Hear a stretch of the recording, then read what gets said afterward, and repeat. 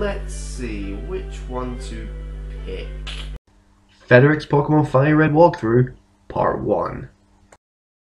Ladies and gentlemen, it's the epic battle of all time, Nidorino versus Gengar, and versus Nidorino. He growls, and he seems to miss. Gengar goes for the tackle, Nidorino charges up, and charges in, and of course misses because he's a ghost type. Hello, my name is Federic, and I have a promise to keep. I made a promise on my open letter to Leroy that if Leroy didn't come back to YouTube, I would make a walkthrough of my own. So that is what I'm doing. I'm starting right at the very beginning where it all began and then got remade into this. Fire Red. And here we have Professor Oak, the man who wears slippers to work. I wish I could wear slippers to work. It'd be so cool.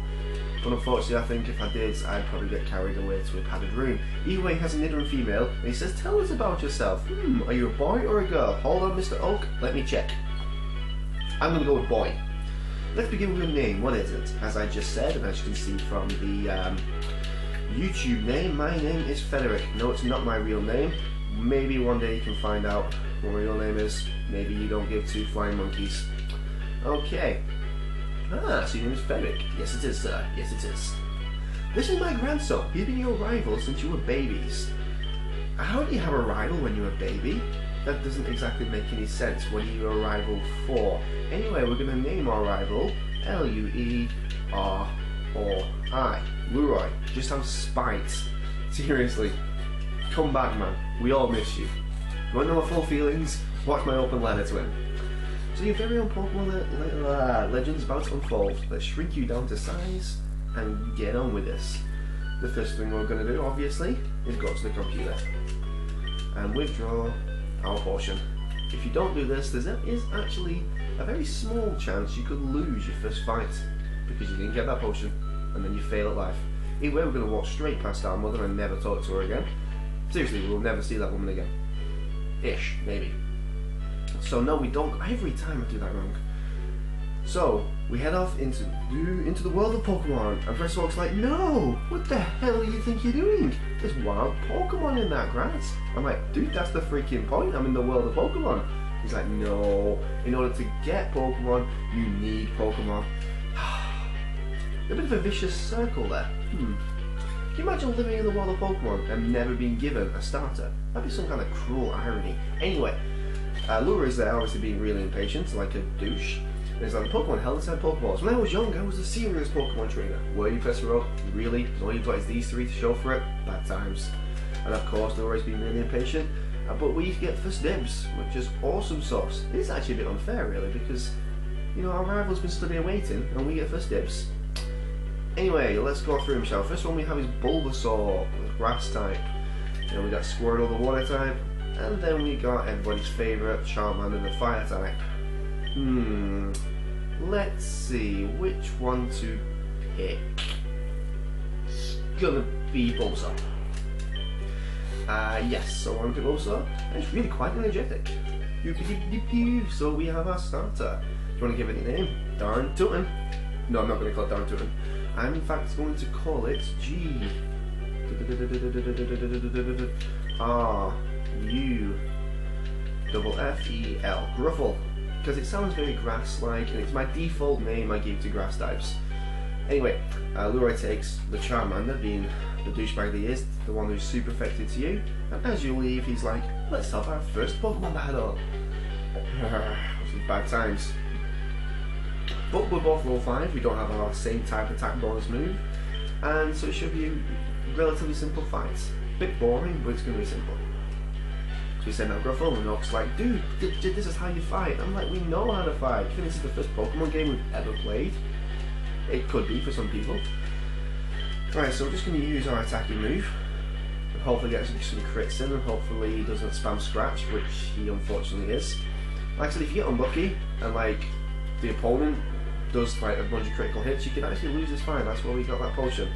But he's going to go in for a few growls, which is nice, but it does sort of limit how much damage I'm doing. Come on. Don't crit, don't crit. Right, come on, let this crit. Please, no. Yeah. Should I use a potion? Yes. I'm probably going to lose if I don't use that potion. Oh, I know how to use potions! Professor Oak, stop interrupting me. Right, so now we're finally back up to 20 hit. Seriously, Professor Oak, that's what you're doing. Goes in for a scratch. Yeah, probably would have killed me. Proper tackle. Oh, I get a crit. I get a bloody crit. Right when I didn't fracking need it. Either way, we get 69 experience and get up to level 6, which is a good time, no alcohol required. What's unbelievable? I picked the wrong Pokemon? No, you just suck. You didn't have a potion like I did. Come on, dude. Learn how to use potions. God. In fact, no, don't use potions. That would make this game really difficult. Either way, he's going to say, smell you later. Do I smell? Really? Oh, that's made me kind of uncomfortable. This lady's going to stop you like, look, I copy what it said in the trainer chip sign. Trainer chips? Trainer chips, yes. So we head on through Route 1. Hopefully, first Pokemon we run into is a Pidgey. Level 3. We're not going to fight it because we don't have a wild Pokemon. In fact, I'm probably going to cut out all the wild Pokemon I run into. So if you talk to this lady here, this guy, this hermaphrodite individual, it'll be very, very nice and give you a free potion. You can't keep that.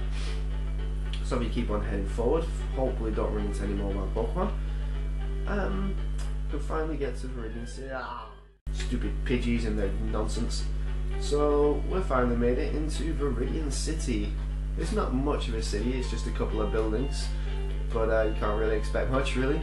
If you try and just walk straight past and go this way, you're going to get interrupted by this rude old man. He's like, no, private property, blah. If you go that way, you're going to go to the Pokemon League and be told you're stupid and go away.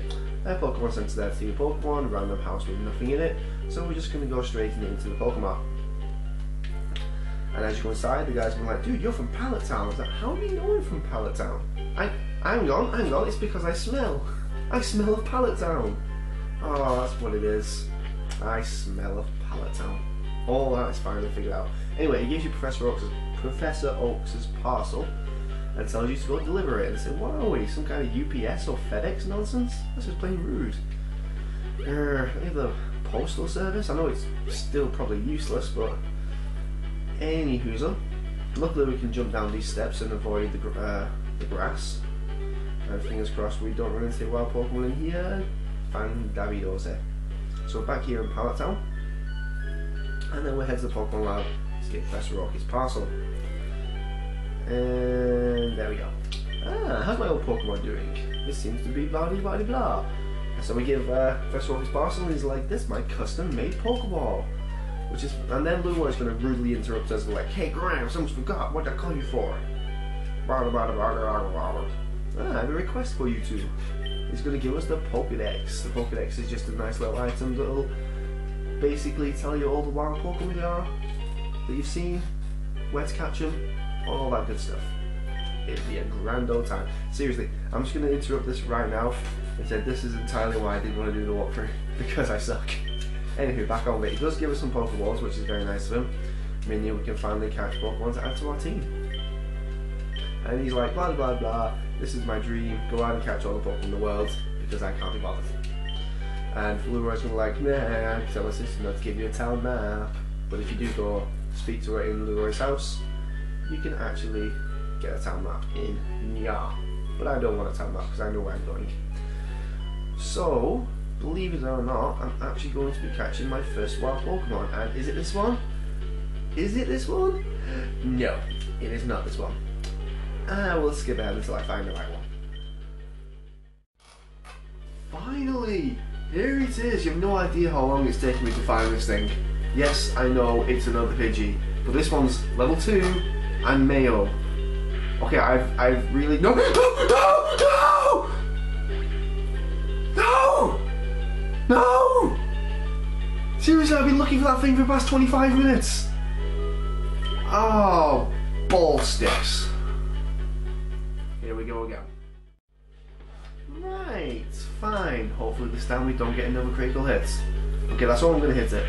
And the reason why it has to be level 2 is because I like to catch Pokemon for my team at the lowest possible level. Don't ask me why, I just do. And also it's got to be male because the nickname I'm going to use is level 2, so I could probably easily catch this without actually dealing damage to it. But I wish I knew that beforehand. But anyway, hindsight is 20/20. Then we're at number 16, Pidgey. Does not like to find. It hides in tall grass and so on, foraging for food such as small bugs. I don't give a nickname. Yes I do. The name I'm giving it is this little beauty. It's named after a very good Green Day song. 1 second. Saint J.